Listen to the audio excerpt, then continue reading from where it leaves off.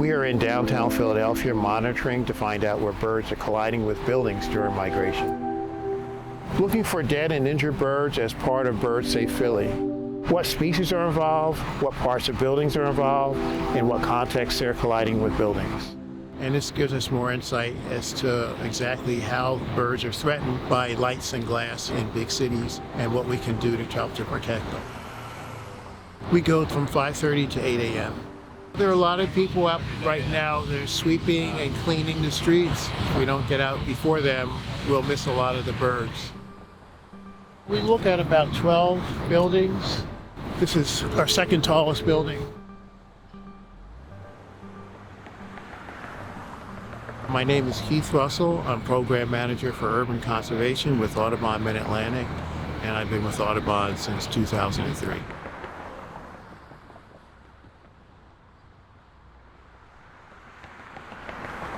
On the glass awning, brown creeper, the brown creeper, and we found that on Monday.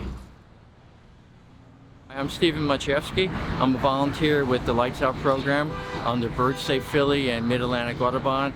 I do this from August 15th to the end of November, and I'm out every day from 5:30 to 8 looking for injured and dead birds.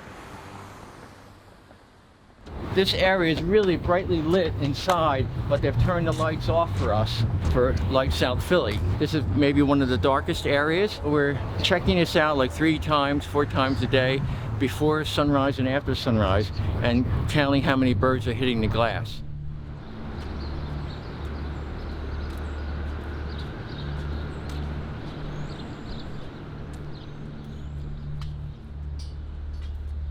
Lewis, how close did you find it to the glass?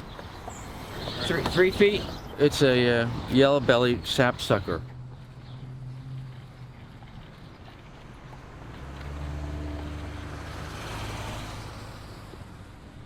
So here's the bird over here. It's an immature yellow-bellied sapsucker. It'll be the 278th bird of the season. I put today's date, the time, the name of the guy who found it for us. The bird will go in this bag and it'll go to the Academy of Natural Sciences. They've very graciously provided a freezer for us to deposit the dead birds that we're finding. This is number 235 on 1013 at 17th and Arch Street. This is a yellow-billed cuckoo I found. It had been dead for a while, but it was on the rooftop, and then it dried out, and then the wind blew it down. And so we only found parts of the body. The body's all kind of, dissolved, but it's the yellow-billed cuckoo. Here's the brown creeper that we saw on the glass awning. I got this on the 15th. This was at Comcast Southwest Plaza. The other day I found 4 yellow-bellied sapsuckers. Here, 3 of them. One was live and we sent it to rehab. Here's a beautiful catbird. This is one of the common species that we find. The other ones are ovenbirds, white-throated sparrows, yellowthroats, black and white warblers. Most of the warblers come through in August and September and early October. This is a golden crowned kinglet. These are just birds that have been found this week. So there's quite a variety of birds in there. And here's an American woodcock. I found this the other day, 1019. It was a 274th bird. I found it at 6:05 in the morning. Monitors come here and they deposit the birds in the freezer, and then the birds are taken up to the ornithology department where they're skinned and added to the scientific collection here. This is where we house our bird skin collections. These collections date back to the late 1700s. Specimens from some of the earliest building kills here in the Academy. We organize things taxonomically, how they're related to each other, what groups they're in. So this is the warblers. And warblers are one of those groups that are fairly common as window kills. This is a common yellowthroat.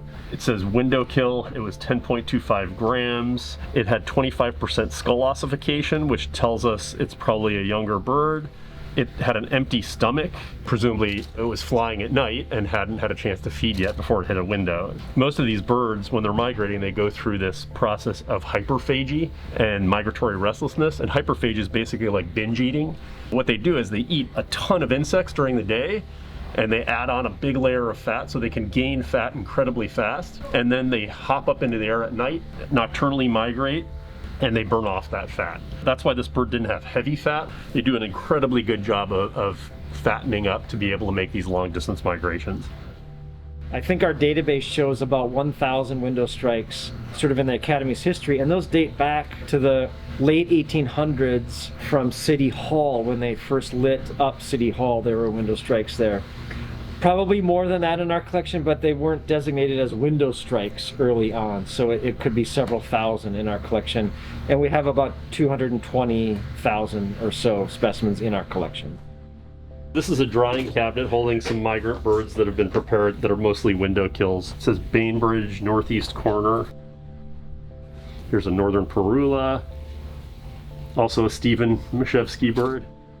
We know that certain birds have lower population sizes than they did in, decades ago even, and these are the things that we think are causing the problems. We're trying to understand what's going to happen to our natural environments as climate changes or as humans create a built environment. Well, we can understand that by studying specimens like these that have been collected over the years. So we fully expect these specimens to be around for many centuries and for generations of researchers to use these for all sorts of scientific questions and inquiry. The lights are turned off in Philadelphia from midnight through 6 a.m. Private homes can participate in lights out as well as these big commercial buildings. Anybody can, really. When we're monitoring, we also record information about weather and the conditions. We're trying to find out whether those weather conditions have an influence on the number of birds that we're finding. Years ago, this structure was very brightly lit at night. It attracted lots of birds, and now it's out. The lights are out. We want to check it a lot before the sun comes up to see whether birds are colliding with the structure at the same rate that they used to before at night. And if they're not, that's a real good evidence that lights out is working. We've been monitoring this building for a long time, and this building probably has the most bird strikes in Philadelphia. We're working with staff here, and we're trying to do something about the glass wall that's a block long and 50 feet high. If we could put some kind of film or put some kind of cords in front of it. But we've been meeting with them, and hopefully we can work something out. We have a permit from the Game Commission to collect these birds. If we can get them quickly, put them in a bag and then send them to rehab. This is a thrush. He came in yesterday. A member of the public found him. They actually heard him hit their office window, so we know for sure he's a window strike. And they brought him to us yesterday afternoon. So you can see he's got that head twist that's torticollis, and a little bit of ataxia, which means a lack of balance. So he just has a really hard time getting around. Obviously he can't fly in this state. And when he came in, I'm just gonna gently. When he came in initially, he had no pupillary response, which is where we take this flashlight and we'll just shine it in the eye and see whether the pupils react, and they're still not. So this guy's in pretty rough shape, but we'll continue with our treatment protocol. Nutrition is really, really important to wildlife rehabilitation. It's not always the first thing people think of, but especially migrating birds, their metabolisms are so high. They need so much energy, so we need to make sure they're fed. And this guy, his diet in here hasn't really been touched. So probably with him, we're gonna need to start doing gavage feeding, just to make sure that he gets the calories that he needs.